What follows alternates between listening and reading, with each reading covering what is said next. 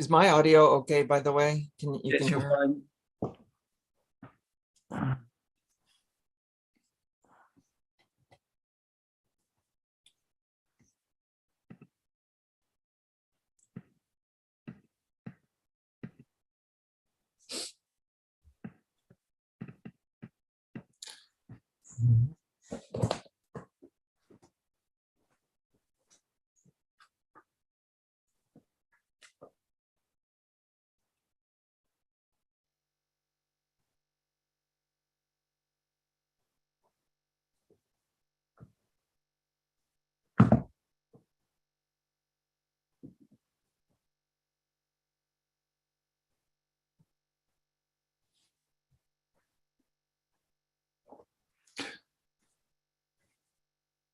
Okay.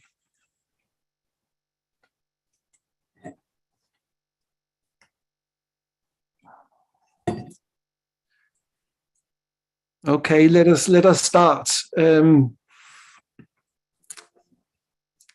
So let me welcome everyone from across the globe to this Agrarian Chains webinar organized by the Journal of Agrarian Chains and the Department of Development Studies at SOAS, University of London. I'm Jens Lerche from SOAS, and I will be chairing the session. I'm also joined by two co-organizers, Sreya Sentner from University of Reading and Enrique Castagnon here from SOAS.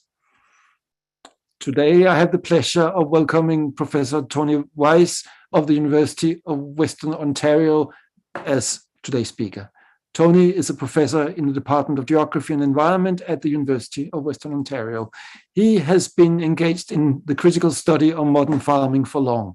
His 2007 book, The Global Food Economy, The Battle for the Future of Farming, is known by many of us.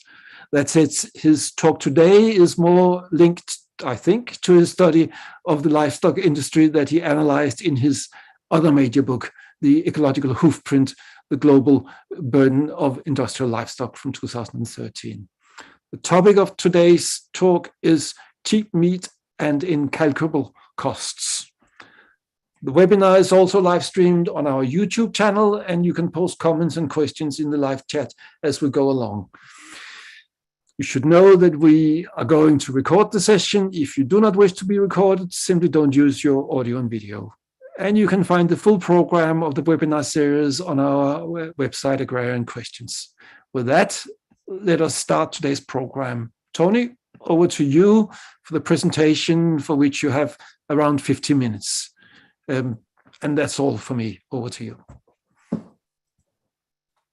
Thank you so much, Jens, and everyone for inviting me and for rescheduling from the fall. It's a real honor to be here, even at a distance. Okay, so one of my basic goals in this talk is to examine how the remarkable productivity gains that have generated such great volumes of relatively inexpensive meat rest on a perilous biophysical foundation and an illusion of cheapness.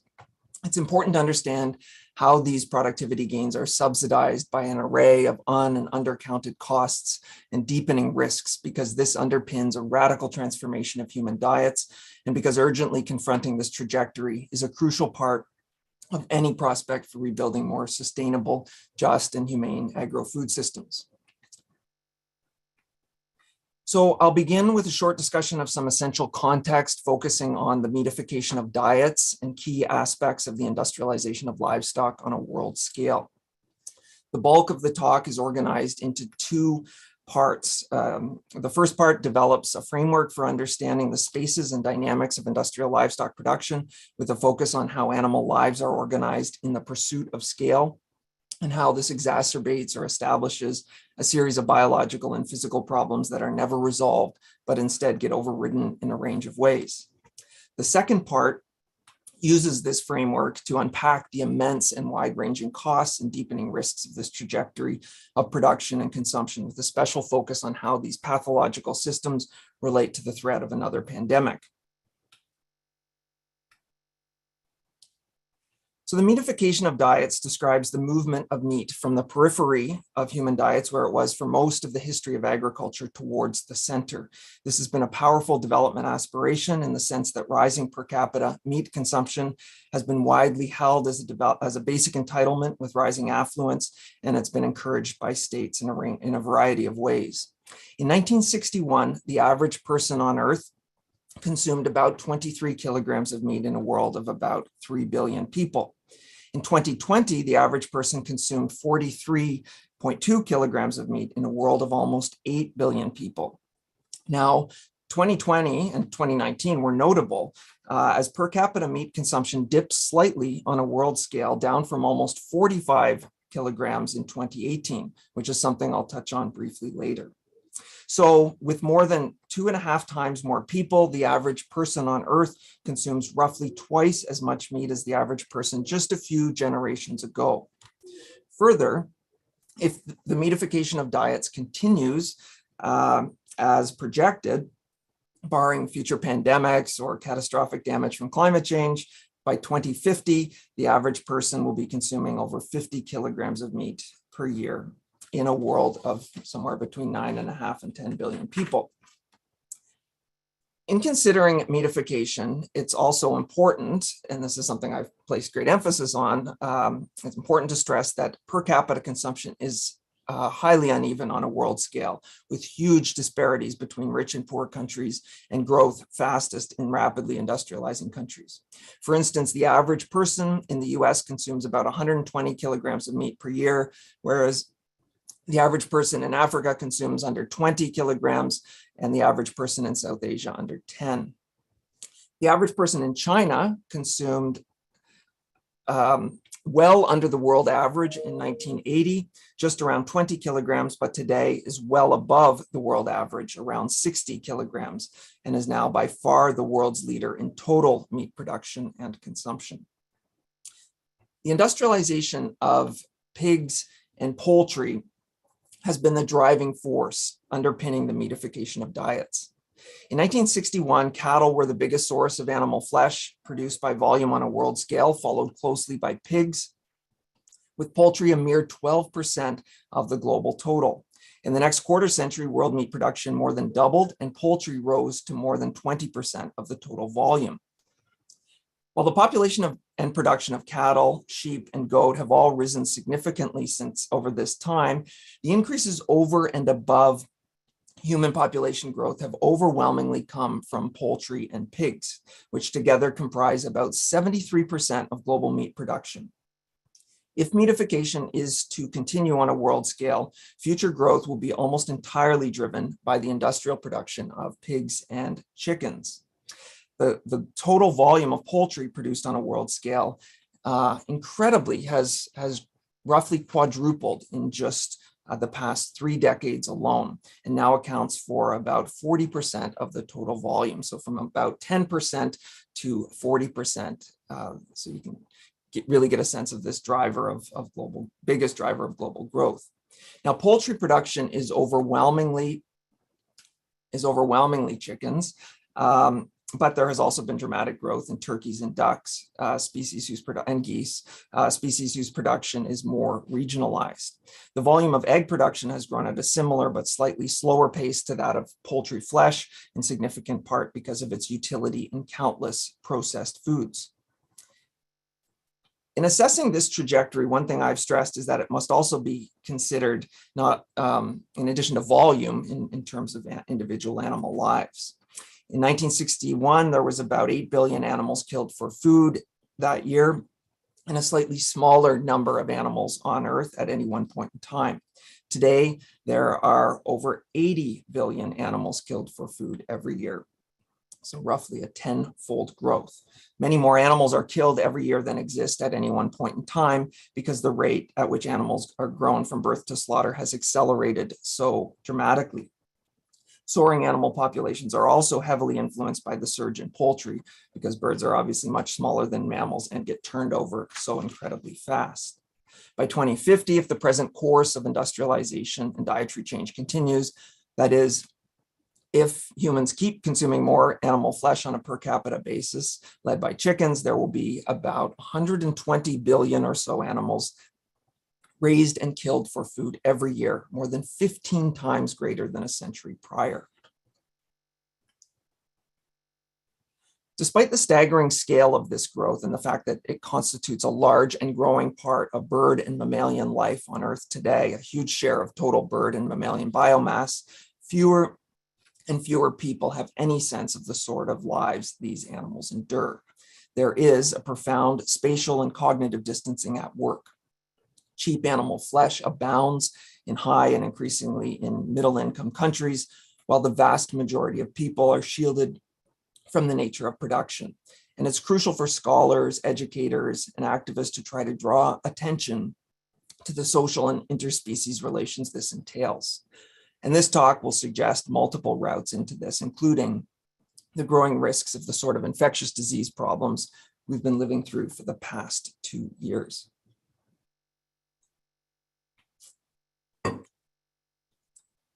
As with all industrial production, the pursuit of economies of scale in agriculture is essentially rooted in the competitive discipline of markets and the advantage gained by substituting labor with technology and thereby reducing labor costs per unit of output.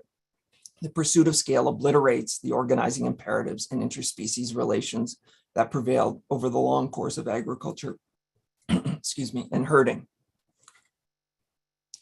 Growing a lot of the same thing at the same time is a basic requirement for mechanization, and thus the pursuit of scale necessarily entails the radical biological simplification and standardization of productive environments of both crops and animals. The disarticulation of animals from land is a necessary part of the pursuit of scale, as animals cannot be functionally integrated into monocultures without damaging crops and impeding machines, and because their labor is outmoded. Phenomenal productivity increases in industrial monocultures and livestock operations are ultimately the material foundation that underpins the global meatification of diets, what I've been talking about. But these increases do not come easily, as the need to biologically simplify and standardize productive environments establishes or exacerbates a series of biological and physical problems, what I have called the biophysical barriers to scale.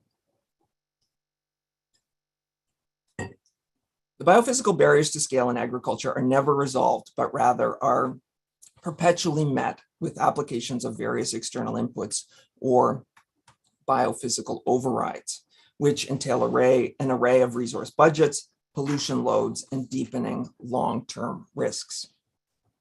In industrial monocultures, the pursuit of scale involves machinery like tractors, combine harvesters, crop dusting airplanes, and probably soon increasing drones moving over landscapes dedicated to a small array of crops, all with shrinking genetic diversity.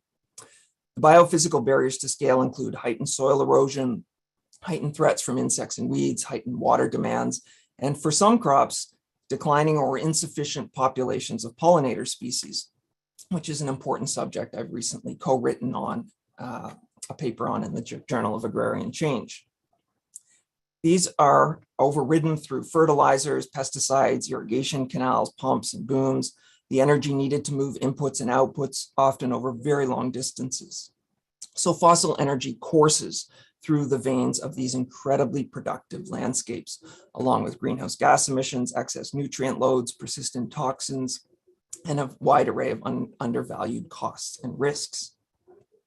In industrial livestock operations, the overarching goals are to increase the density of animals, automate as many tasks as possible, accelerate how fast animals gain weight, reproduce, and generate reproductive outputs, and reduce the energy and hence feed that animals waste on non-productive metabolic processes, or that is anything other than putting on flesh or churning out eggs and milk. Automation is obviously key to reducing labor costs and confinement. Density and speed are key to reducing fixed capital costs per unit, along with labor and other variable operational expenses like electricity. However, the physiology and behavioral repertoires of animals make the pursuit of scale and the displacement of labor more complicated with livestock than it is with crops. The biophysical barriers to scale in livestock production start with the challenges posed by the normal rhythms of animal copulation, gestation, and the motherly nurturing of offspring. Of course, farmers and herders have always manipulated the reproductive activity of livestock to some degree, but the industrialization of livestock necessitates vastly greater interventions in reproduction from what prevailed over the long course of agrarian history.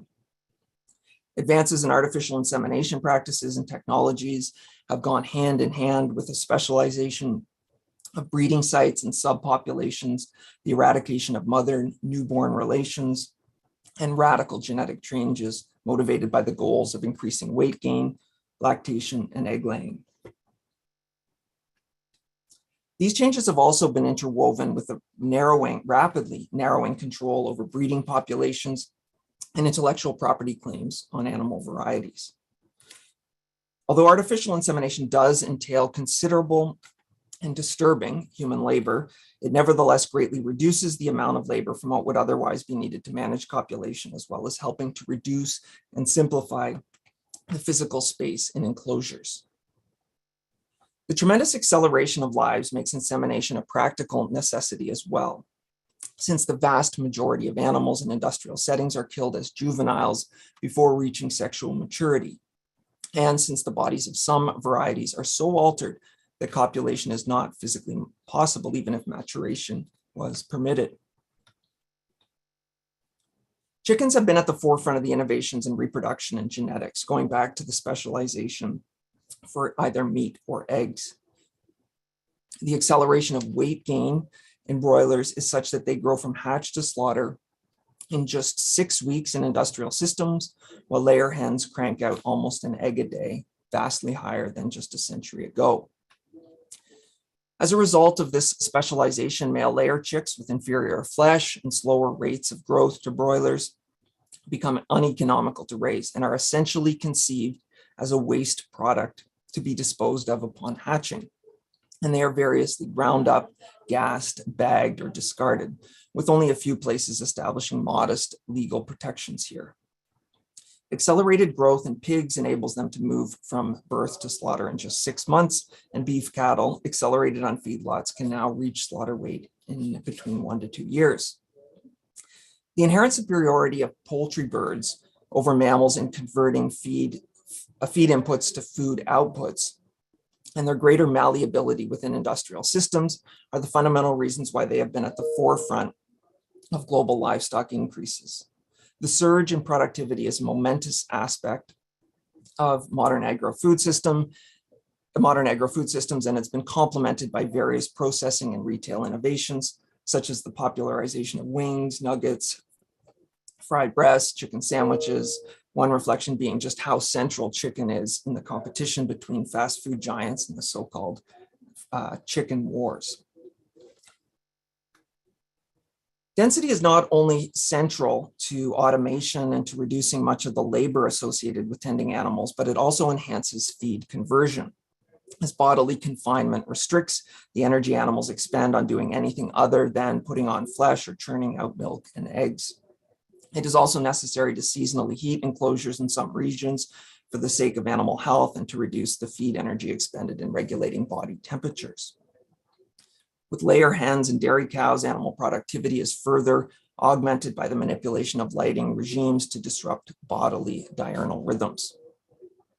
Another central barrier to scale associated with industrialization stems from the fact that crowding, immobility, monotony, stifled movements and desires, and the noise and stench associated with these unnatural densities produce a great deal of stress in animals, which is really just an industry euphemism for suffering and deep psychosocial problems. And this in turn induces a range of pathological behaviors that can lead to both self-harm and aggression towards neighbors. For instance, in small flocks, chickens establish degrees of social hierarchy, and this can involve some tussles, but birds regularly resolve these without injury. But in confinement, birds regularly peck aggressively at neighbors, whether from confusion, anger, fear, and they don't have the ability to move away. And so this tendency is bound to cause costly levels of injury and death. Confined pigs tend to chew endlessly at bars or at really whatever they can, including neighbors' tails and ears if they can reach them. One of the central ways that these behavioral pathologies are overridden is through blunt force or systemic physical mutilations, which are typically performed without anesthetic. Most intensively reared chickens, whether layers or broilers, have their beaks lopped off shortly after birth, as do turkeys. And the debeaking of chicks in hatcheries is really a rapid fire process. Animals are hurled through the lines, and I think it's important to think about this also in terms of the labor process. It is someone's job to make a cut every 4 seconds or so on a bird with a searing hot blade. This image on the upper right, I have suggested should be understood as one of the faces of industrial livestock production, because this is such a key override to the problems posed by density, and because close to 70 billion chickens are killed for food every year. Other routine mutilations include needle teeth clipping, tail docking of piglets, castration of male piglets and calves to reduce aggressiveness, though castration is something that has pre-industrial antecedents as well. However much animal bodies have been genetically enhanced and immobilized, significant shares of the feed inputs invariably get burned in non-productive metabolic processes, and immense aggregations of feces and urine are one of the major outcomes here. And this constitutes another biophysical barrier to scale that must be overridden. Part of the industrial design and operational challenge relates to the unhealthy air conditions that's from the particulate matter and ammonia and other gases, which pose chronic threats to animals' respiratory systems. Powerful fans are a crucial override for the air problems in indoor enclosures, and fatalities can quickly ensue if ventilation systems fail. Another design and operational challenge relates to the fact that dense animal populations and bio-waste and feed scraps are highly conducive to pests and rodent infestations. So large volumes of water are needed to regularly flush feces and urine out of enclosures, coupled with insecticides, rodenticides, and disinfectants. The net result is not only a quantitative difference in the volume of bio-wastes, but a qualitative difference in their nature that bears no resemblance to the historic fertilization role that livestock have played over millennia, when the animals grazed on fallowed land or scavenged around farm households and farming landscapes and returned condensed nutrients to land. Industrial livestock slurries contain various residues, chemicals used in enclosures and contained on feed crops, and often infectious bacteria like E. coli and Salmonella. Some slurry gets treated and sprayed on fields, but especially with the clustering of facilities in particular regions, the volumes tend to be too great to be consistently absorbed in nearby farming landscapes, necessitating the construction of vast lagoons or holding ponds, terms that I think are also gross euphemisms.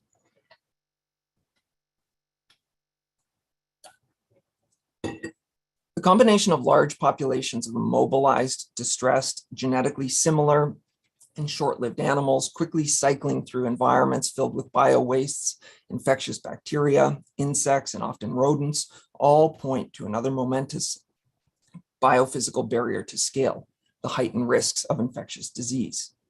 Now, of course, farmers and herders have always feared infectious disease and have always had to be attentive to the health of their animals.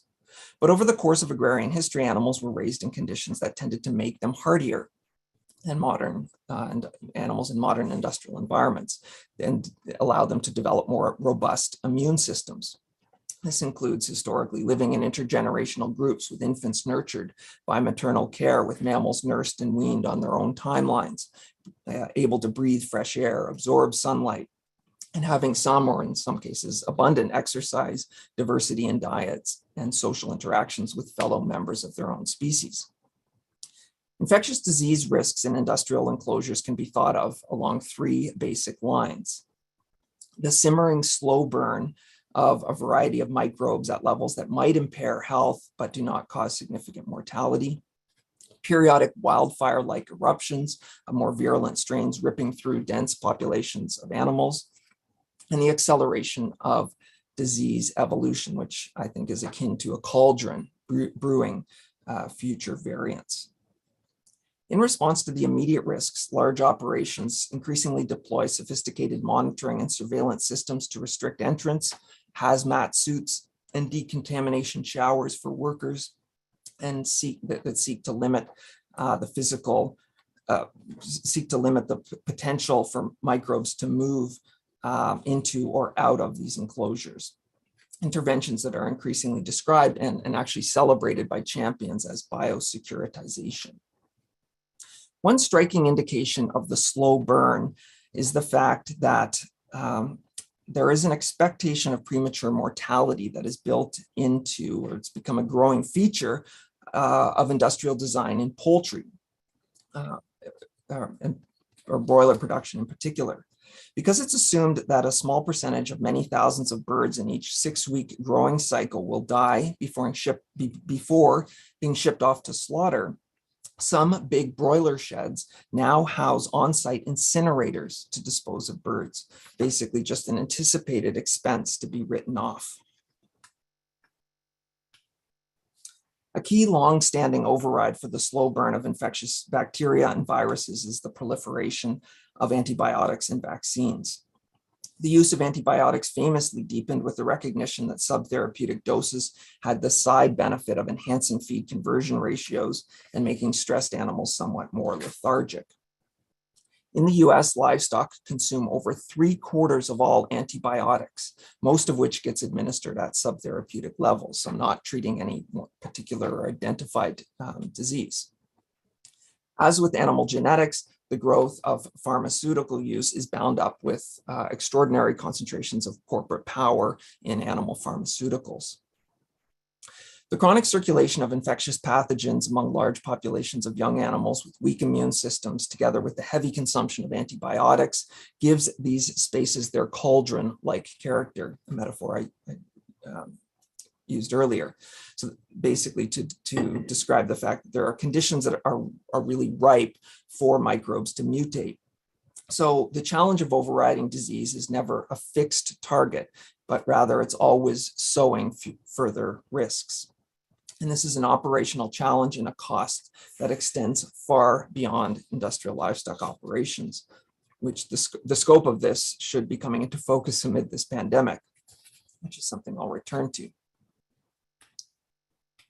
So I've likened industrial livestock operations to spatially disaggregated conveyor belts, characterized by the increasing separation of breeding sites from growing operations and the increasing distance between fewer and larger livestock enclosures and fewer and larger processing plants where slaughter and packing unfolds. The growing consolidation of slaughter and packing facilities is also driven by the pursuit of scale. But while there has been considerable mechanization there are much greater barriers to substituting technology for labor in these spaces. And this translates into a range of miserable jobs. Animals tend to squirm, kick, or resist domination when fearful or in pain. And human dexterity, adaptability, reflexivity is needed to respond to this unpredictability, especially since there is a need to prevent damage to the end product. Human labor is needed for a wide range of grim tasks in these spaces, such as offloading animals from transport trucks, shackling them to slaughter lines, firing stun guns, and slicing throats. Though there is some automation there, and much more could be possible with advances in artificial intelligence and robotics. There are also limits to how much packing lines can be mechanized, with workers needed for tasks like deskinning, deboning, eviscerating, and sectioning carcasses. The growing consolidation of breeding, growing, and processing extends the distance that animals, feed, and other inputs and the final commodities ultimately have to move, which is an operational challenge that is overridden by transport trucks, logistics systems, and fossil fuels. The energy demands grow further in light of the fact that livestock products tend to have higher refrigeration demands than most other food products. In sum, The industrialization of livestock has achieved remarkable productivity gains in terms of increasing output per labor and yields per animal. And this lies at the basis of how the average person on Earth consumes nearly twice as much meat and eggs as did the average person just a few generations ago. So when people encounter these products, there is a certain sort of efficiency, a certain sort of rationality that underpins this cheapness. But there is also a profound irrationality and inefficiency, as well as an opacity that inhibits any sense of the conditions of production and what this cheapness really entails. Examining the biophysical barriers to scale in industrial livestock production and how they're overridden helps to draw into focus the other side of this cheap abundance beyond labor productivity and yield gains, the discounting of incalculable ecological, atmospheric, and public health costs and risks, and also the expanding realms of animal suffering. Close to 1/3 of the world's arable land is now devoted to feed crops, which means burning sizable shares of the usable nutrition contained in grains and oilseeds. Now, there is overwhelming scientific consensus that people with livestock-heavy diets tend to command vastly more land, water, and other resources through their food consumption than those who do not. And this significantly inflates the amount of land needed for agriculture and thereby reduces the space for self-organizing ecosystems, which is, I argue, a calamitous opportunity cost in light of the interwoven crisis of biodiversity loss and climate change. It also entails additional resource budgets associated with fertilizers, pesticides, enhanced seeds, and irrigation, and frequently moving these things over great distances, and all of the attendant greenhouse gas emissions and pollution loads and long-term problems, and soil degradation, toxicity, the risks of pest resistance emerging over time, the damage to pollinator populations I'd indicated earlier, and the pressure on fresh water supplies. The climate burden of industrial livestock production starts with the energy emissions from the production, movement, and wastage of feed crops and the foregone potential for carbon sequestration this entails. And it expands in a range of ways, including through the production and movement of other inputs. As I've mentioned, increasingly moving animals throughout their life cycles from sites of specialized breeding. Also involves, emissions also emerge from the huge aggregations of bio-waste and the methane generated by the enteric fermentation in cattle, and the powering of automated feeding and ventilation systems, and all of the other energy budgets associated with these spaces.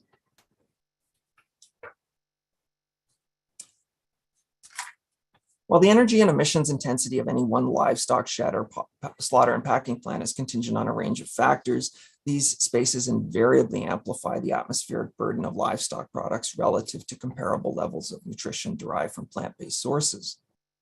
Taken together, the combination of direct emissions and foregone restoration amount to another large unpaid cost, which is cast onto those on the front lines of the climate emergency, future generations, and other species.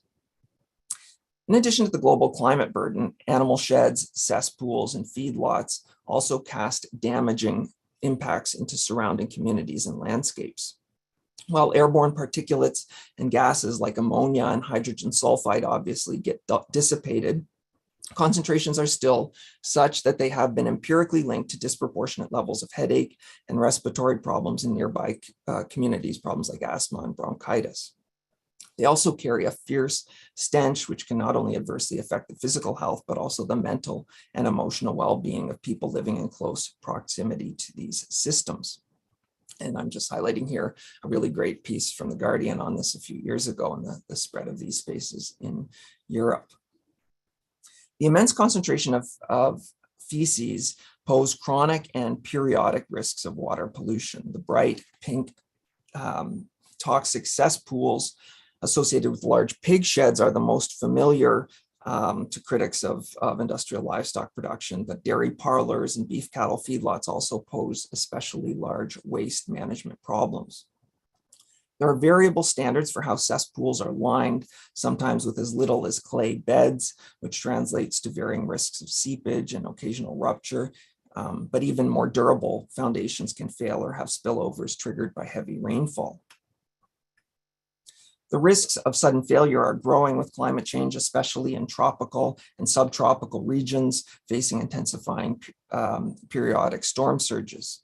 The state of North Carolina, which has the second largest pig population in the US and has one of the greatest pig densities anywhere in the world, illustrates these risks dramatically. As Hurricane Floyd in 1990 and Hurricane Florence in 2018 triggered two of the biggest freshwater pollution events in US history, as huge volumes of untreated waste ended up in streams and rivers, both devastating fish populations, and in the case of Florence, drowning many pigs and chickens in industrial enclosures. The seepage and runoff from cesspools add to the excess nutrient loads from industrial fertilizers, and the applications of treated slurries contribute to destructive nutrient loading that is affecting dead zones in both freshwater ecosystems and nearshore marine environments around the world. The water pollution burden grows further with the cleaning solvents and blood and corporal waste from slaughter and packing lines. Another measurable cost relates to the harsh working conditions associated with industrial livestock operations, or I talk about as the degradation of agrarian labor. And some of the tasks I've briefly described in industrial enclosures, things like artificial insemination, cleaning out these sheds are really, really miserable. Of course, these jobs are part of the operational costs, and on one level, there is something entirely familiar about the reduction of work to a series of repetitive, mind-numbing tasks that each comprise a small fragment of the overall production process. But there's also a sort of exploitation that goes beyond the extraction of surplus value, especially in slaughter and packing plants, where jobs are marked by intense psychological strain and high risk of injuries on fast-moving kill floors, as workers encounter large numbers of writhing animals and fast-moving disassembly lines. On fast-moving disassembly lines, workers must make quick and repeated cuts. And this results in the highest rates of workplace accidents, repetitive stress disorders, stress and injury leave, and job turnover of any form of industrial labor in North America. Beyond the physical health risks and insecurity lays an untold psychological burden of a deathly labor process immersed in the anguished cries of animals and visible expressions of distress. Now, some of these class dimensions were really brought out of the shadows, at least to some degree, during the first year of the COVID pandemic, and at least in North America. I'm not sure if this was the case in Europe, but in the US, the closing of plants drew a lot of attention. Plants were temporarily closed, and some reopenings had to be legislated. In some cases, farmers had to just kill all their animals because they got too big for slaughter lines.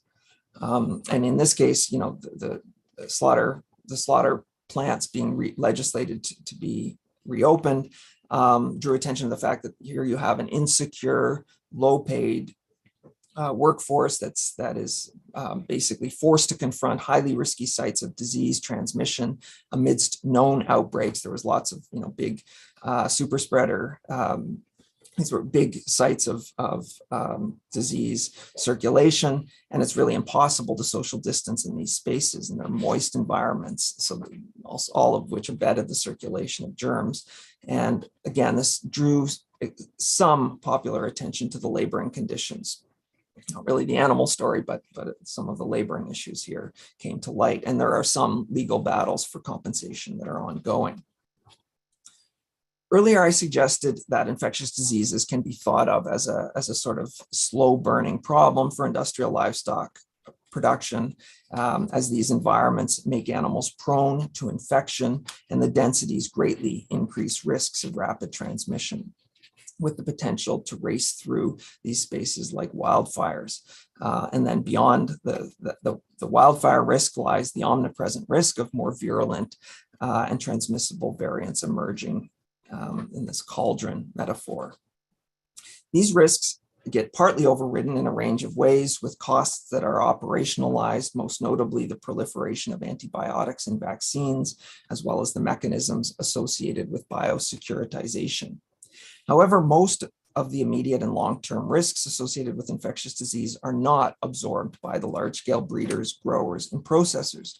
Rather, they get transferred to be paid by states, multilateral organizations, and populations at large. One underappreciated way that the cost of infectious disease get projected onto consumers relates to the microbes contained in many industrial livestock products, including bacteria like Salmonella and E. coli, which are frequently found in industrial animal foods at low concentrations and do little harm or cause problems like diarrhea, cramps, and nausea that pass quickly and go undiagnosed and untreated.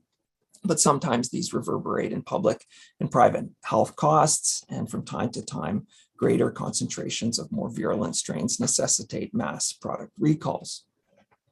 The recent calamity of African swine fever in China and some other Asian countries highlights this wildfire risk very dramatically, as this was so contagious and so potent that it caused mortality levels and mass culling to a level that affected the volume of meat production on a world scale. Remember at the outset when I talked about the dip from 2018 to 2020. China is home to roughly half the world's pigs, and it culled a huge share of the total stock. Its annual pig production fell by almost a quarter from 2018 to 2020, a staggering 13 million ton decline due to this disease response. The third aspect of the fiery analogy for infectious disease risks is that the spaces of industrial livestock are not just at risk of more dangerous diseases entering and spreading, but also, as I've suggested, act like cauldrons of microbial evolution. The cauldron effect of industrial livestock production is rooted in the pursuit of scale in the ways that biophysical problems are overridden, which make for fertile environments for bacteria, viruses, fungi, and other microbes to evolve in dangerous ways. The combination of endemic diseases among unnaturally large and dense flocks and herds of young, genetically alike animals with weakened immune system, fed unnatural diets, and frequently lots of antibiotics that are being rapidly turned over, together heightens the odds of microbes selecting for greater virulence and transmissibility, with the danger that stronger and more contagious diseases will occasionally emerge and suddenly spill over to other species, including humans. Avian and swine influenza are endemic among chickens and pigs and tend to circulate without causing too much problem, but they are prone to spikes in virulence and periodic spillover. The looming threat of increased virulence, transmissibility, and spillover combining in a global pandemic of avian flu was famously described by Mike Davis as the monster at our door, which some may have dismissed as hyperbole at the time, certainly not anymore. When the emergence of dangerous variants get identified, the primary response is mass culls, as I indicated with African swine fever in Asia in the past few years. And so killing identified flocks and herds and others in the vicinity. And there's been a steady recurrence of this of emergency culls in recent decades. When animals that are conceived as cheap commodities when they're alive suddenly become a bio-waste problem to be disposed of as quickly as possible, economic pressures mitigate against any sort of humane protection in culls, leading to practices like burning and burying animals alive. The top image comes from an avian flu emergency in 2004, which occurred in both parts of Southeast Asia and Western Canada. In Canada, British Columbia, the province of British Columbia, this outbreak involved a mass cull of almost 20 million birds. In 2009, a major swine flu outbreak had the world on edge of a possible pandemic for months, which seems to have originated on a pig farm in Mexico, probably a large industrial one, though there's some uncertainty here, and then it spread to different places. Egypt wiped out its whole pig population in response to perceived risks, and there's research suggesting that the human death toll was considerably larger than what ended up getting reported.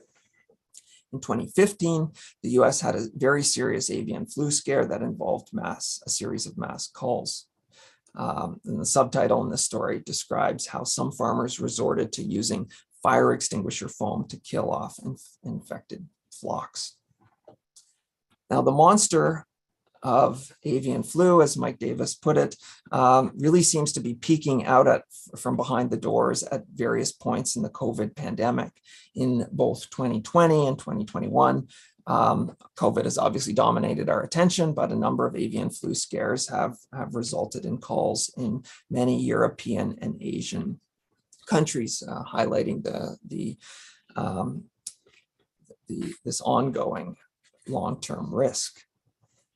There's inevitable uncertainty as to the precise reasons why new strains of influenza will become more virulent and transmissible and develop new capacities for spillover. And this unpredictability contributes to an immense scientific institutional apparatus that gets perpetually marshaled to study infectious diseases, study historic and contemporary patterns of transmission within and between species, constantly monitoring and assessing risks of evolving pathogens and tracing the precise origins, genetic structure, and spillover locations of dangerous new variants. Many scientists and scientific resources are also tasked with containing the slow burning churn of diseases among livestock through the development of antibiotics and vaccines. This scientific apparatus exists in interconnected webs of research labs from universities and pharmaceutical corporations to various local health agencies, national scale research and advisory institutions like the United States Centers for Disease Control, and also multilateral organizations, most notably the World Health Organization. It also exists in some highly disconnected research endeavors like with patentable intellectual property, surrounding antibiotics and vaccines, marked more by isolation and opacity than by interconnection and knowledge sharing. The research monitoring and urgent response capacity with respect to infectious disease evolution is, of course, an essential endeavor that involves many brilliant people toiling away with heroic dedication. And it's not too much to say that this scientific apparatus undergirds modern societies in fundamental ways, long in the shadows before being drawn into the blazing limelight in the past 2 years. To the extent that the scientific apparatus associated with infectious diseases at universities, state agencies, multilateral organizations is focused on industrial livestock operations, this represents another enormous subsidy to cheap meat. Beyond this lies the unpredictable but very real potential for another pandemic if a new highly virulent type of influenza or other highly transmissible zoonotic disease emerges and spills over. Thus, while it is impossible to imagine the costs of a future pandemic, the growing risks of infectious disease evolution should nevertheless also be understood as another uncounted cost that effectively subsidizes these systems, cast forward indefinitely into the future. So although there is a genius to the techno-scientific research and innovation unfolding, there is also a sort of collective madness at work in the functioning of this scientific apparatus as a whole, and as Rob Wallace and Mike Davis and others have railed against with great force. Wallace gives a searing indictment of the narrow and reactive character of national and multilateral agencies from the vantage of someone who's worked within them. A central aspect of his critique is that essential technical research into things like detecting new dangers in their early stages, containing the spread of novel diseases or variants, and tracing origins is almost entirely severed from attention to the structural conditions in which this work is embedded. That is, scientists and various key agencies routinely downplay, ignore, or fail to speak out about the ways that political economic pressures are amplifying the possibility of dangerous zoonotic diseases evolving and spreading, most of all through the industrialization of livestock production, but also things like the expansion of industrial forestry, plantations, and mining, all accelerated by neoliberal policy restructuring, and how this is increasing habitat destruction across large areas of the tropics, and with it, increasing the interspecies interactions and spillover risks. To relate Wallace's critique to my fiery analogy, most of the scientific apparatus surrounding infectious disease might be seen to be fixed on building more elaborate monitors, or more alarms, more sprinklers, more extinguishers, and post-fire investigations, while turning a blind eye to the cauldrons brewing more dangerous potential fires. This is not only a matter of failing to identify why risks are growing, but in helping to manage them indefinitely, this medical scientific infrastructure supports the continued expansion of industrial livestock production. For Wallace and Davis, this tendency is made worse by some explicit calls for more high-tech biosecuritization, while at the same time pointing fingers at small farmers and backyard flocks as the most dangerous transmission sites. In addition to the dangers of more transmissible and virulent diseases, industrial livestock operations also present prime conditions for microbes to evolve in response to established drugs, especially given the widespread use of antibiotics at subtherapeutic levels. The essence of the danger is that chronic applications of antibiotics will tend to kill most of the illness-inducing bacteria, but however small, the minority that survive the onslaught can then pass their resistance on to other bacteria, thereby becoming stronger over time. Now, this is not a future risk. The United States CDC estimates that at least 2 million people get an antibiotic-resistant infection every year, and over 20,000 die from this annually. The CDC describes the growing pervasiveness of antibiotic-resistant bacteria as one of the biggest public health challenges of our time, and the scale of this challenge could begin to rise dramatically at any moment, with the potential to greatly weaken one of the central tools of modern medicine. Finally, in adding up the unpaid costs, one more immeasurable burden associated with the explosive growth and industrialization of livestock production concerns how these systems determine the conditions of life for a large and growing share of all mammals and birds on Earth. As indicated earlier, the number of animals killed for food has increased roughly tenfold since 1961 to 80 billion plus. And livestock animals, as I've stressed, now represent the great majority of total mammalian and bird biomass on Earth. Cheap meat and industrialization entail far more than quantitative growth. They also entail a qualitative transformation in the control exerted over animal bodies. This includes such things as genetic changes to increase rates of growth, lactation, egg laying that strain animal bodies, the specialization of breeding operations, reliance on artificial insemination, the routine nature of physical mutilations, the utter monotony of lives, and more. Not only are these spaces typically tucked away and out of sight, but investigation is also increasingly complicated by punitive trespass laws in various places. As I stressed earlier, these violent conditions of life are also wrapped up in a deepening spatial and cognitive separation between people and the animals they consume. And this distance helps shield the extraordinary deceit of this cheap abundance. The transference or externalization of costs is further enabled by the complexity of both attribution and calculability. It is difficult to isolate the responsibility of specific actors for systemic problems, and it's impossible to know when some of the costs that loom ominously on the horizon will come due, like when the acceleration of zoonotic disease, evolution, and industrial livestock operation will next threaten humans with another catastrophic spillover, or when the declining effectiveness of antibiotics passes a point of no return. So I hope that I've provided a way of thinking about the vast realm of and underaccounted costs and the risks that lie beyond the narrow parameters that define efficiency, and also why infectious disease risks provide one of, I would argue, many possible inroads into productive conversations and awakenings about these systems. So I'll leave it there. Thanks so much, Tony. Could we just, could you stop sharing just so we could? Yeah, just. Fine, thanks.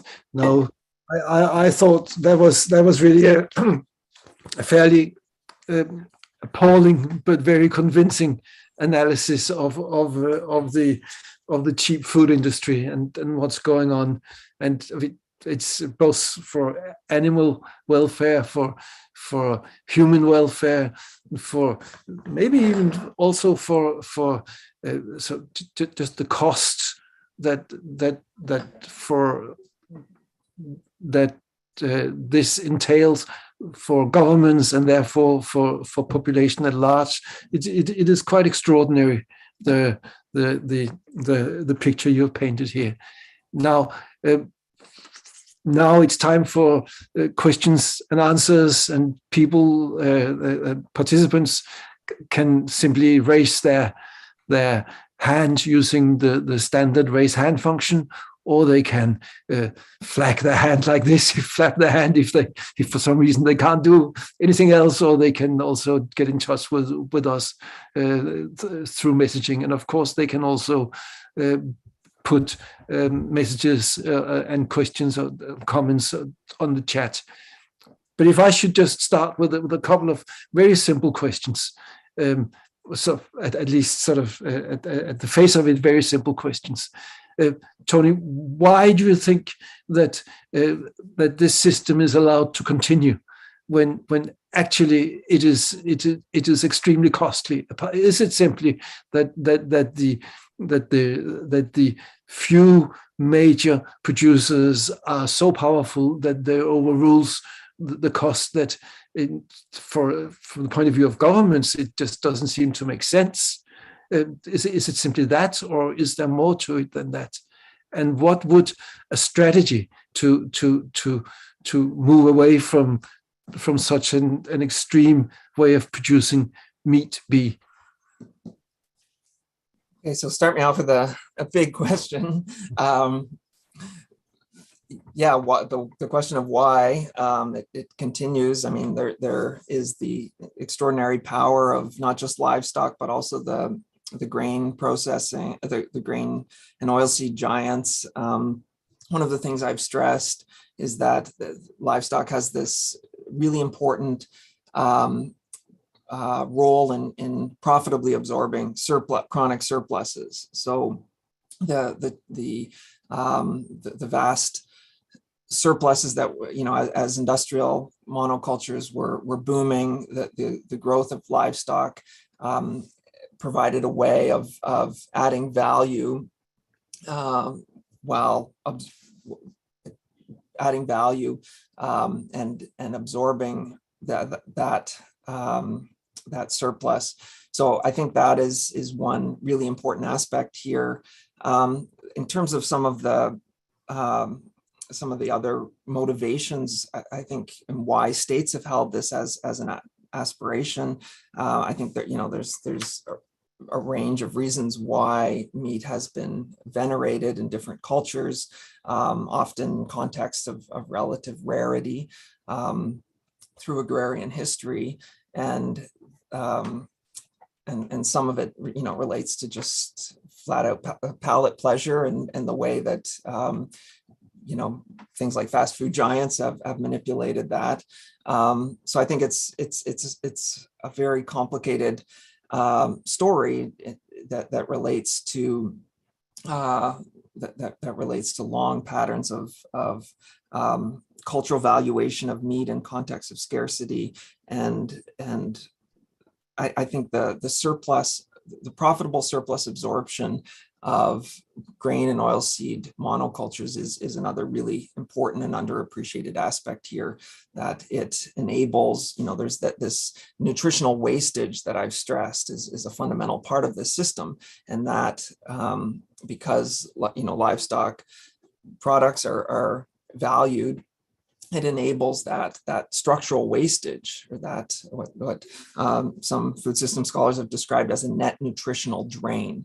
It allows that to function, that because of the value that people place on flesh, milk, and eggs. So, and again, there is these vast aggregations of power in grains and oilseeds that have very strong interests here, and also in livestock packing and slaughter. And there are, on a world scale, about 10 massive corporations that now control the vast majority of livestock packing and slaughter. Historically, a lot of them were based in the US, and now increasingly also based in China and Brazil. The biggest pig producer now is based in China, and the biggest single meat producer on a planetary scale is JBS, which has based in Brazil and has entities around the world.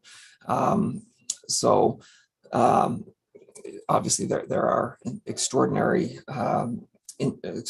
powerful interests that are determined to keep growing this, and also connecting into to various retail outlets like the fast food sector.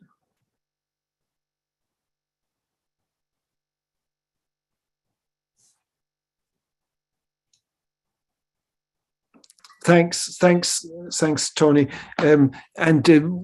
Have you got any analysis of whether it is possible to change this direction of cheap food production that you've described here? Is this just how it will always be, or are there alternatives? Are there ways forward for changing the situation?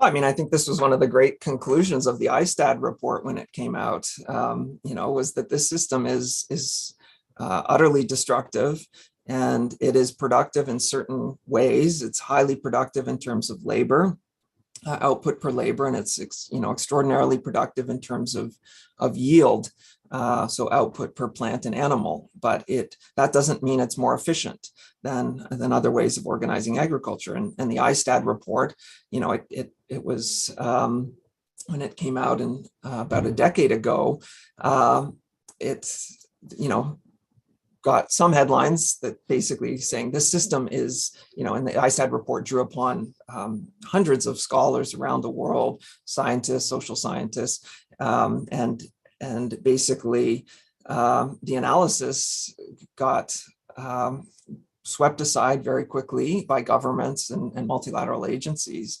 But I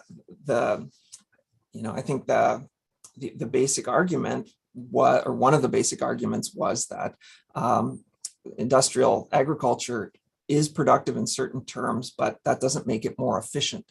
And there are profound irrationalities and inefficiencies in the system, and there's lots of one of the things that it also concluded was that small scale, low input farming is much more efficient in many other metrics, and so I think there's countless models of more sustainable agro-food systems out there, but this is a system that is increasingly dominating huge areas of the best arable land, not just in industrialized countries now, and confronting it is just absolutely momentous task. And I've wrestled with systems of industrial livestock production for more than a decade now, and the challenge of confronting them ultimately forces you to think about problematizing consumption, but ultimately it also there's also a need to think about how can you begin to redistribute the land that is devoted to these destructive industrial systems, and there's immense constellations of power that are vested in that system. So I think there's many hopeful possibilities out there, and I think but I think the stranglehold, how to get at the stranglehold on the huge areas of the best land dominated by this system is still a very vexing one for me. And I wish I had a better answer for that. No, and I'm sure we will return to this as well. I see there are also questions and comments on the chat that relate. I just one more. I just in my first book I used a quote from Susan George, and she had this great line decades ago saying, "There's no country in the world that needs land reform more than the U.S." the US, now the vast majority of the US agricultural production comes from about 125,000 farms. The vast majority of livestock production in the US comes from just about 20,000 gigantic operations. In Canada, huge country, the vast majority of pigs comes from about 8,000 huge farms, chickens less than 10,000. So there is this, extraordinary consolidation of operations, and in both places, the growth, the get big or get out pressure has been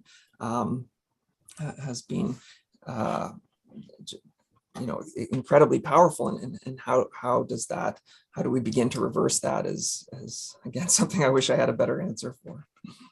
No, thanks. Carlos, you look as if you haven't frozen totally to death. Over to you. Thank you. Can you hear me? Yes. Yeah. Yes. Thanks. Thank you very much for the presentation. Quite depressing, I have to say. I'm very green. My little boy was listening in the car, and he was appalled, especially thinking about the chicken he's going to have for dinner. So I just wanted to I think there's several issues that are interlinked, and I think especially three areas that one could think of interventions. And I wanted to hear from Tony as to, I think we've mentioned the production side. What are the better options and so on. But I think the three areas are production, and I think this is what the focus has been on in the presentation. But you've also talked about partly the consumption and how diets have been changing in the last 50 years or so, but also how this is also happening across the board on a global scale, and then public health. And particularly, I'm interested in your views on venues of radical change through consumption and public health, whether that is more realistic as a way of basically killing the system from the demand side, rather than trying to confront these big conglomerates and these big corporations on the supply side.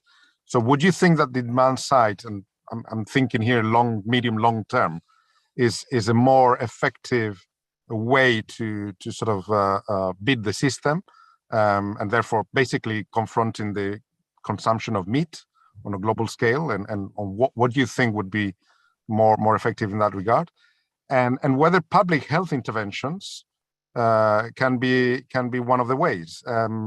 I used, before the pandemic, I used to think that probably that was the only realistic option, if we really wanted to change the system as it is, through radical public health interventions that would basically ban or reduce the consumption of certain things and certain origins. After the 2 years of pandemic, I'm less optimistic about how the population would be, and governments would take public health seriously. So I don't know what's your view on this, and whether the recent pandemic has also changed your views in terms of the potential effectiveness of public health interventions to reduce meat consumption, and therefore to change the system from the demand side. Oh, lots of good issues there. In terms of, that's a really interesting thought of whether the pandemic has reduced the capacity, because I think there's been a tremendous amount of momentum here over the past, I would say, decade or so with respect to public health, identifying the need to change, confront the meatification of diets and the problem here although it's less been with respect to infectious disease and principally has been focused on non-communicable diseases. So the famous global burden of disease study, it identifies diet as one of the central aspects of proliferating non-communicable diseases, and NCDs, and very centrally calls for the need to reduce animal consumption for healthier diets. So that was, I think, one that has been emerging for some time now, that messaging around NCDs, or non-communicable diseases. One of the things I think Rob Wallace has done, amongst his many contributions, is rail at how there's not enough people working on infectious disease that are talking about the structural problems or the structural risks associated with industrial animal production. But I've certainly thought, and in the at least in the early days of the pandemic, that the risks of the so-called monster at our door suddenly are, Davis uses the monster at our door, and then when he updated the book, he says the monster has arrived. So in many ways, it should awaken people to those massive risks of disease evolution, even though this particular pandemic didn't emerge, or industrial livestock production didn't have a part in it, as far as we know. But I think there is really fertile ground for the connection between public health arguments and also climate. And there has been a lot of action there, including, at the Lancet has made big reviews there that stress the need to rapidly and massively reduce animal production and consumption on both the grounds of health and climate, which are also obviously linked in many ways. So I think there's, and I think another really notable thing here is China questioning its aggressive meatification. So within the past 5 years, the government of China has overtly questioned that race towards Western levels of meat consumption. So as I mentioned, around 1980, the average person in China was consuming, way below world averages, and now way above them. And that is now there's overt messaging from the government that actually causes big problems. It causes problems with respect to emissions and other environmental challenges. It also entails, huge level of soybean imports in China. And it also relates to growing rates of non-communicable diseases. And that's one of the principal factors that has caused the Chinese government to rethink that trajectory, is the rapid rise in NCDs there. So, so whether China, that does lead to a reversal, or something like the huge swine fever calamity in the last few years, whether that leads to questioning of the system is I think another open question. But I think there's a number of countries where there is marked shifts, especially amongst younger people. So in the UK is a great example of this. Germany also really significant reductions in meat consumption. And also in Canada and the US, amongst younger people, there's strong indications that younger people are starting to recognize some of these connections between health, environment, animal suffering. But yeah, whether to me, at the beginning of the early stages of the pandemic, it just seems so obvious that this is bound to awaken people to these structural risks. Maybe even more so than the climate arguments that have been being made, or more so than the non-communicable disease arguments that are now very well established in the health literature. And now with some of the assault on scientific expertise in the pandemic, I'm not quite as sure as I was, or confident as I was maybe a few years ago, that might lead in that direction. But thank you. Well, very, very clear and quite nuanced, isn't it? Because on the one hand, you are actually pointing to potentials for change, but whether it will happen is of course the big question. But let us continue with Mohan Rao, and after that we will return to the chat. Mohan. Thank you, Jens, and thank you, Professor Weis, for marshalling so much of the scary evidence coming out of this one very important sector, both for human health, animal health, and as well for the planet's health.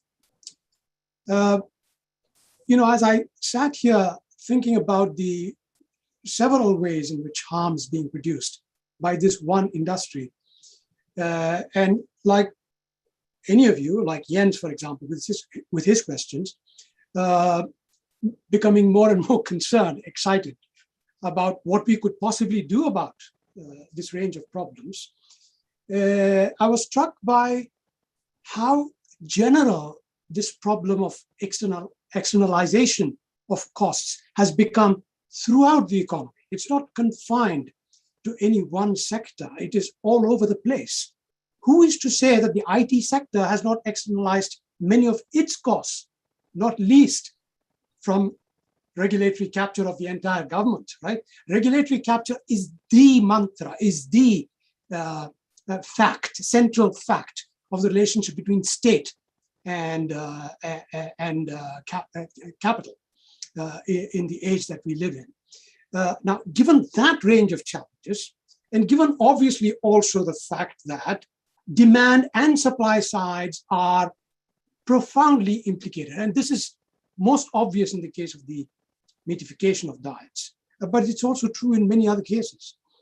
And now, what I'm trying to get at is that because all sectors are intertwined in this gigantic mess of our global economy, it's very difficult for us to chase after any one sector because every sector will point to the other sectors, right? So not in my backyard is the old, the environmental issue, but not in my backyard also comes back as a response to any attempt at regulation. So having posed the problem in this way, I'm kind of tempted to suggest an easy solution, which of course it would be profoundly difficult in its own right, which is that we need to scale down consumption. Humanity needs to scale down consumption, not just meat consumption, not just metal consumption, right? Not just fertilizer consumption, whatever it might be, just consumption, which means income, which in the end means growth. Is humanity ready for this? Is China ready? Is India ready for this? Should Ghana be ready for this in the same way the Americans should have been ready a long time ago? Is there any sense of climate justice between North and South that we could begin to practice? How pessimistic can one become very quickly, as I've just demonstrated?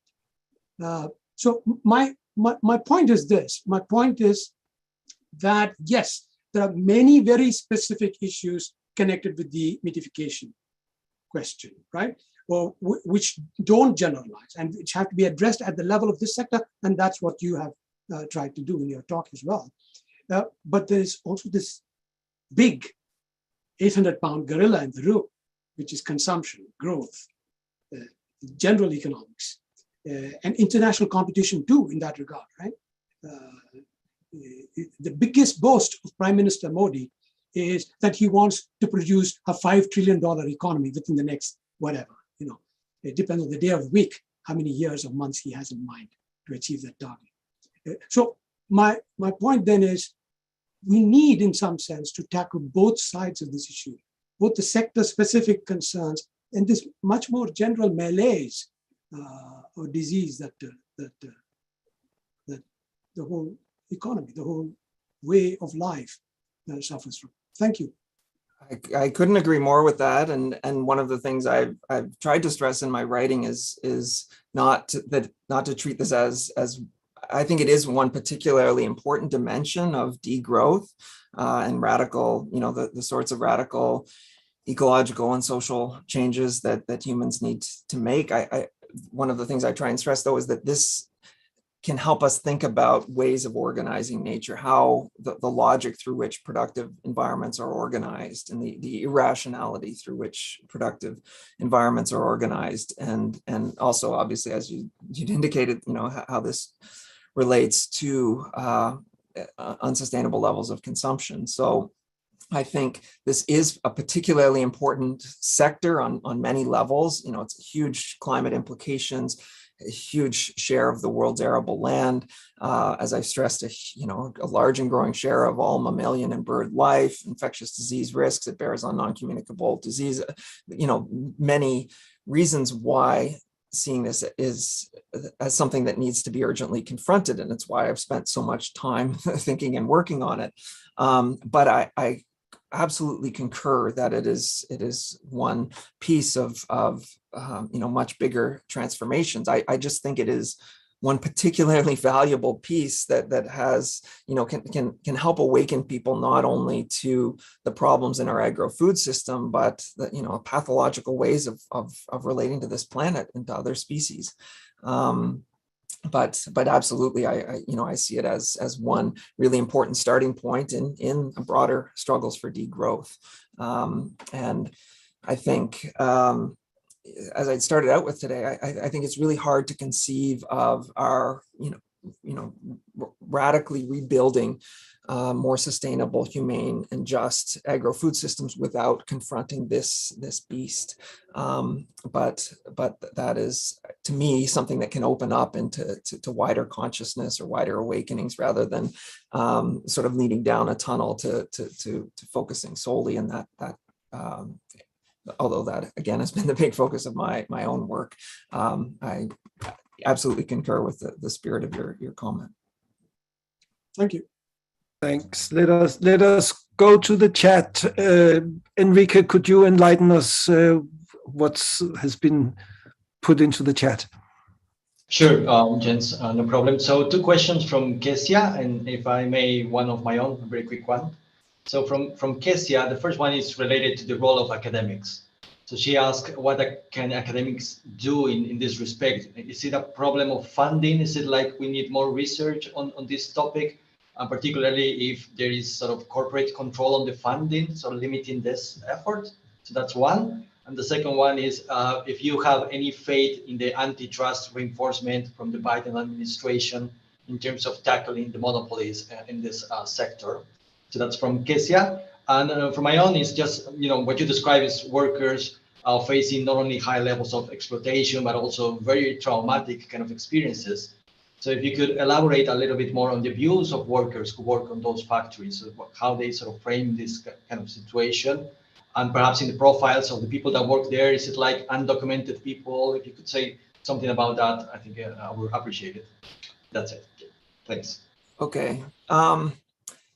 In terms of working conditions, I mean, there's a lot of great work that has been done on this. One of my favorite works is by Timothy Pacharat, an anthropologist, who basically did his anthropology fieldwork in a massive slaughterhouse in the U.S. Midwest in Nebraska, and the book is called Every 12 Seconds, and he. It's a really remarkable ethnographic work of how these spaces are organized and what the work entails. But there's a number of other great pieces. Alex Blanchett just wrote a great book called Porkopolis, or dealing with industrial pigs. And there's been a lot of reports going back a good couple decades. A great investigative journalist book on this was by Gail Eisen. It's called Slaughterhouse, and it's hard to get in these spaces. One of the things I'd mentioned is that there's increasingly punitive trespass laws, not just for breaking in the grounds of biosecuritization, but even getting near these spaces. They're increasingly hard to investigate. So it's. But that said, there has been a lot of work done. It's not something I haven't interviewed, slaughterhouse workers, but I've relied on various accounts of people, and I've spent a lot of time thinking about and analyzing how these systems are organized and how that reverberates in terms of working conditions. But it is in the case of the U.S. and Canada, it's very heavily. A sector that has very heavily relied on new immigrants or and or undocumented immigrants in the US. It is very heavily, well, it's evolved over time, but it's very heavily Hispanic, and as I mentioned, the rates of turnover are extraordinarily high, very low wages, very low levels of unionization, and in the case of Canada, also very poorly paid and insecure jobs. In terms of the next question, antitrust laws. Antitrust laws, I'm not sure how hopeful I can be about anything with the Biden administration, but the antitrust front is I think a significant one. Phil Howard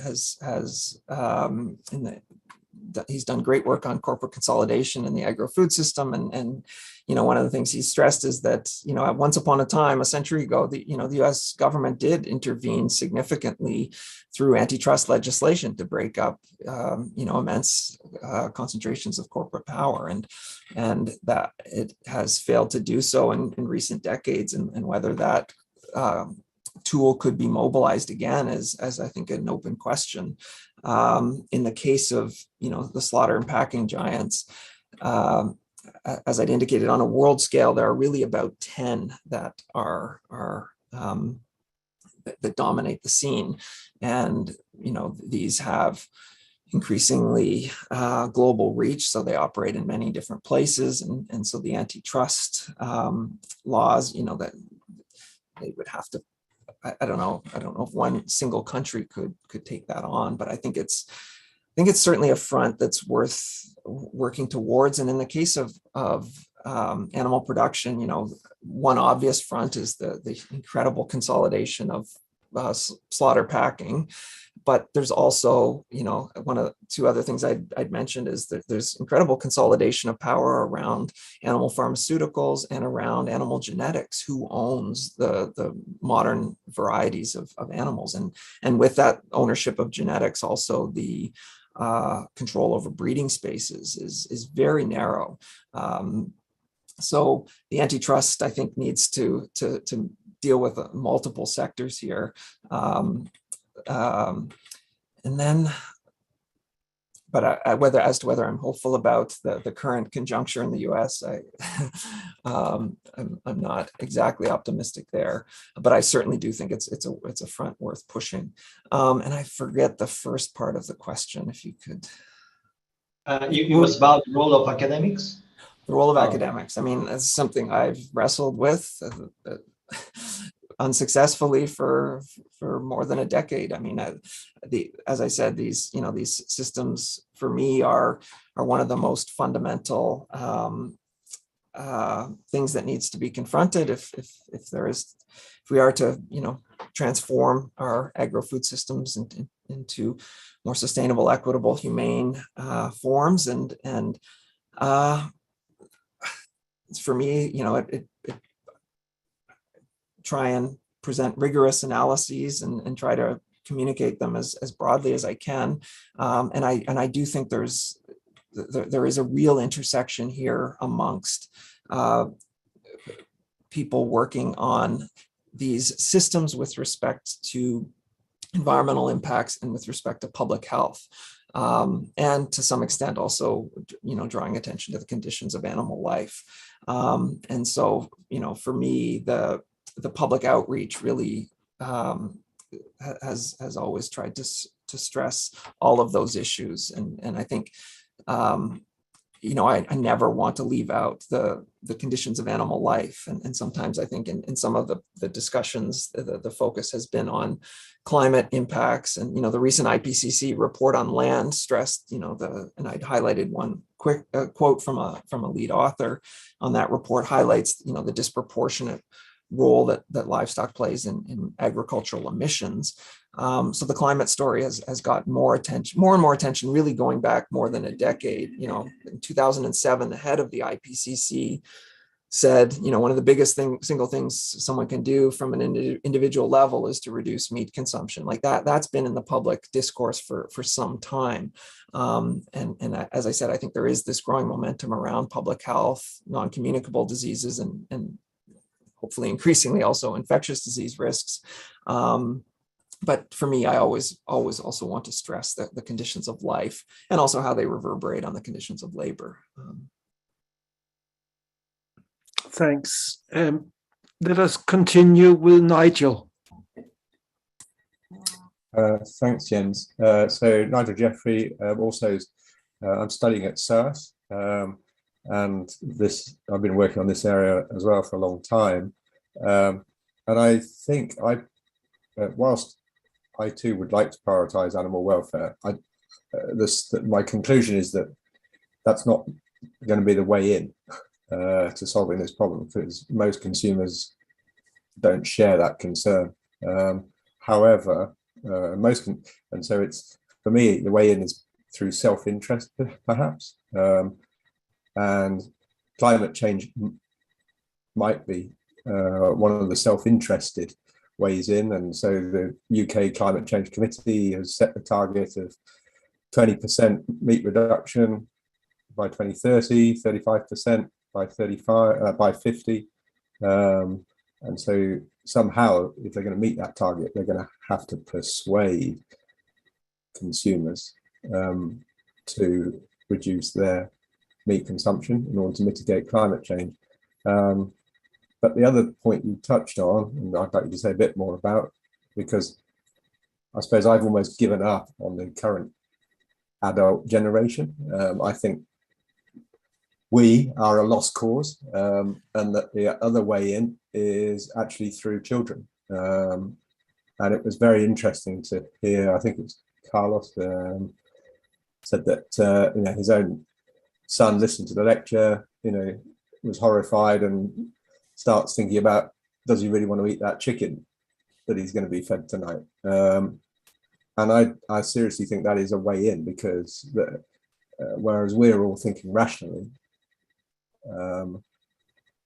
children feel it intuitively that this is a problem, and so it's not really, there isn't an intellectual solution. We know what the facts are, but they're not washing. Therefore, it's appealing to intuition, and through a new generation of people, but persuading them intuitively. And so, climate and children. Can you just talk a little bit about that? Tony? Yeah, I think there's a bit of a disjuncture in what you'd identified about saying that there's the animal welfare is not a way in, because I do think with young people it really is a significant way into conversations, and I do think it's part of the story. Climate also, I think more so than public health, why young people are disproportionately reducing meat consumption reduction that has we have significant evidence of that playing out in a number of countries, including the UK, and as I mentioned, Germany as well. There's a real generational divide there along the lines you've suggested, younger people. And I think that the story of the conditions of animal life are part of that. Why these issues resonate with younger people. One of the big problems I have, and I teach a course on climate change, that I have this real struggle with is conveying the urgency of the magnitude and urgency of change with young people who are increasingly feeling nervous, anxious, desperate about the future. At the same time as there's the scientific community is increasingly loud, making loud pronouncements about the need to make huge changes in the next decade. The IPCC's getting to 1.5. The target there is less than a decade away, and emission reduction cuts on the order of 50% by 2030. So while I do agree very much with your suggestion that young people are more likely to care and act and make changes in terms of consumption patterns, not just with respect to food, other things too, but there is also a need for shifts, big societal shifts to happen before they are reaching the levels of power, and this is where when I indicated my challenge is teaching the issues of climate change. When we think about the urgency of change, the urgency of consumption reductions, and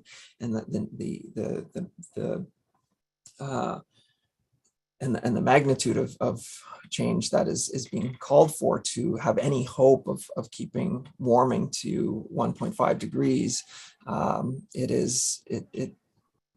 it's really hard balance to strike between conveying that urgency and magnitude and then not leading people down a path of catatonic pessimism and inertia with it. And so this is another challenge I've struggled with in working on these issues for many years, is that it can very easily lead people to think that this trajectory is overwhelming, and or that just your individual consumption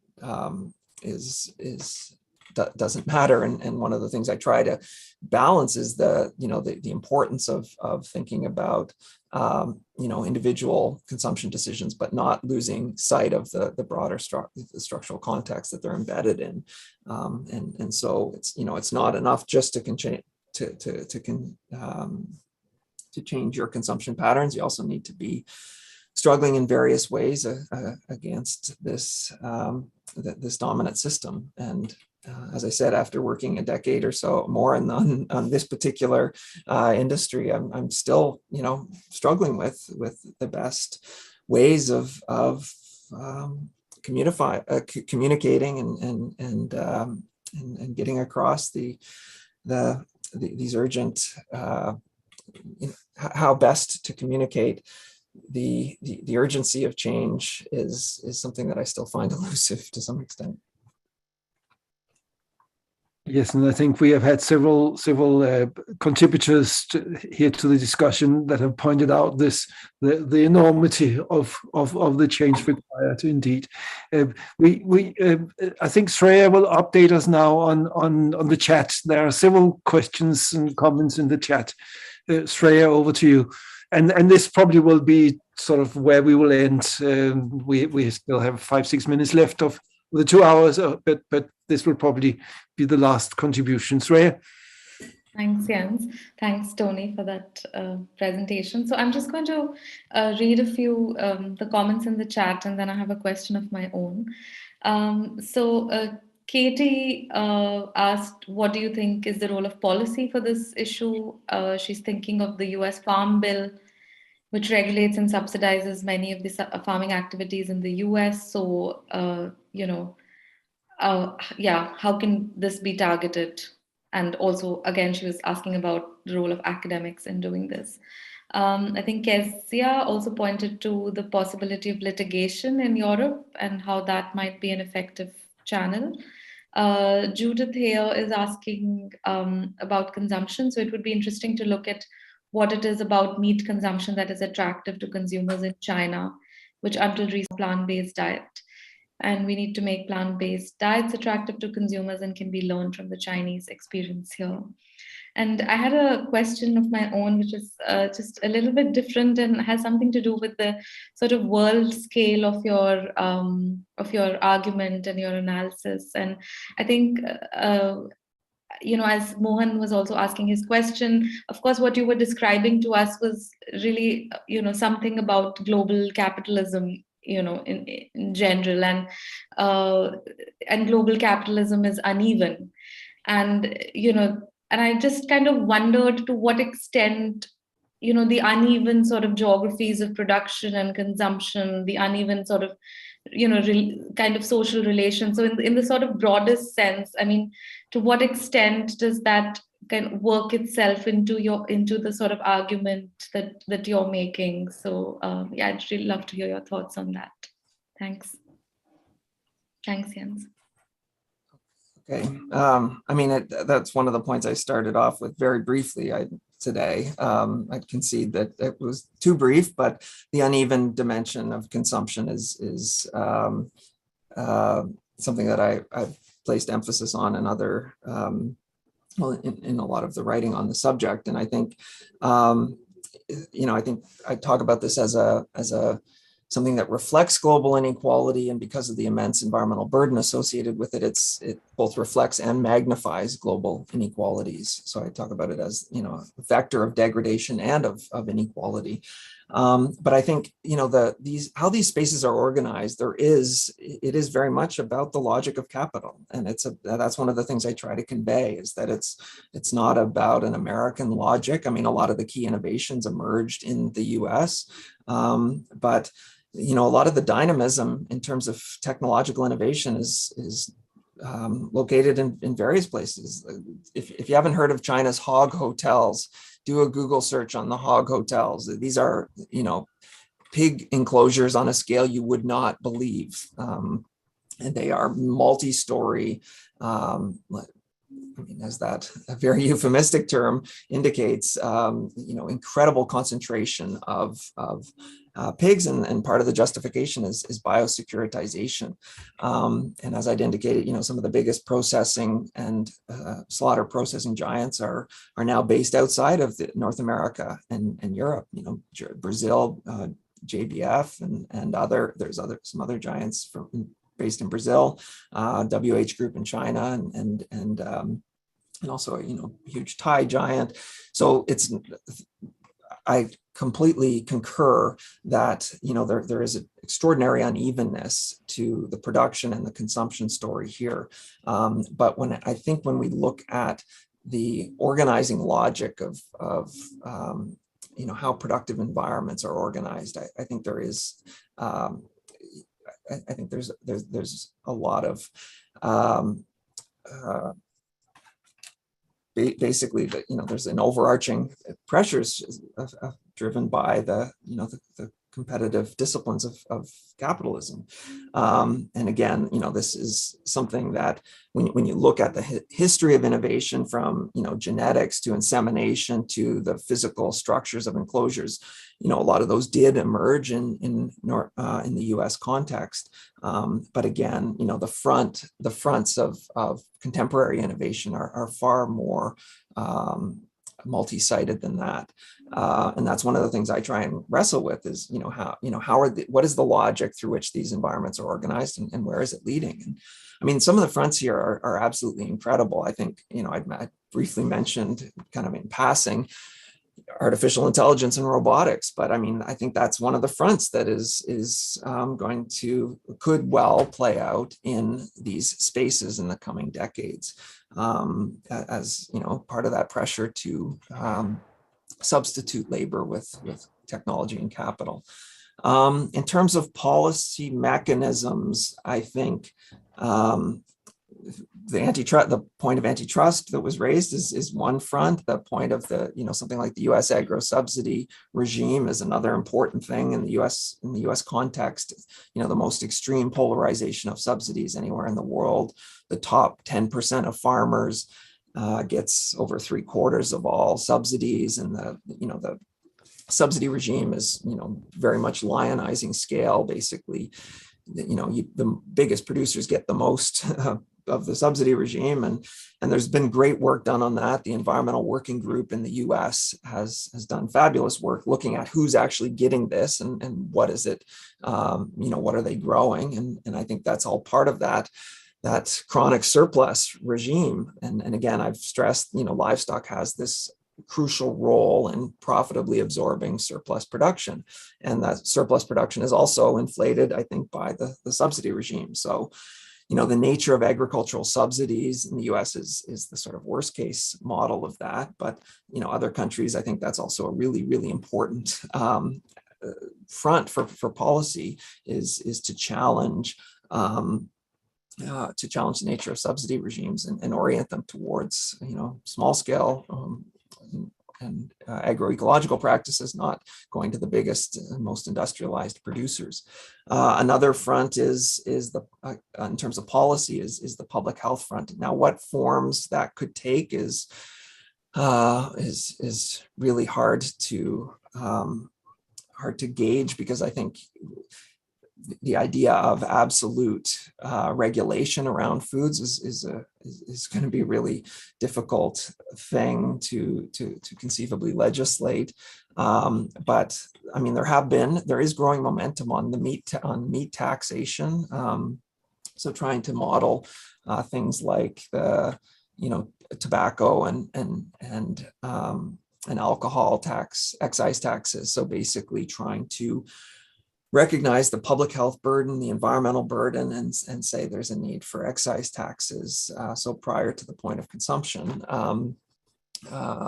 and there, so that has been put forward in a range of settings. I think it will be a politically difficult challenge for a government to get around to establishing the meat tax. But that's, I would say, in the past 5 years or so, there's been, you see that conversation coming up more and more, and I think it will grow. But I mean, ultimately, it's, as one of the points earlier was stressing, it's hard to disentangle all of these changes from broader degrowth imperatives. So I look at my country, Canada. Government's been wrestling with a gas tax, and it's a really politicized subject in my province. And then at the country level, the carbon tax has been an immensely politicized thing. And so, something like a carbon tax would have huge reverberations for agriculture, given how fossil energy courses through the veins of this system. So I think some of the policy levers lie beyond agriculture as well. But yeah, as to which of these policy mechanisms is most plausible, your guess is as good as mine. I feel like there's need for work on all of these fronts at once. Well, I think we will leave it there. We need to work at all fronts and people, and that is what we will be doing, I assume. Thanks, Tony, for presenting today and for taking us through this very detailed and in-depth understanding of the food industry, of the meat industry in particular here today. So, and thanks to everyone for taking part in raising questions and comments. And with that, that'll be the close of it for today. Thanks, and we'll see you all in 2 or 3 weeks' time for our next seminar. Thanks, Tony. Thank you so much. Thank you so much for coming and inviting me.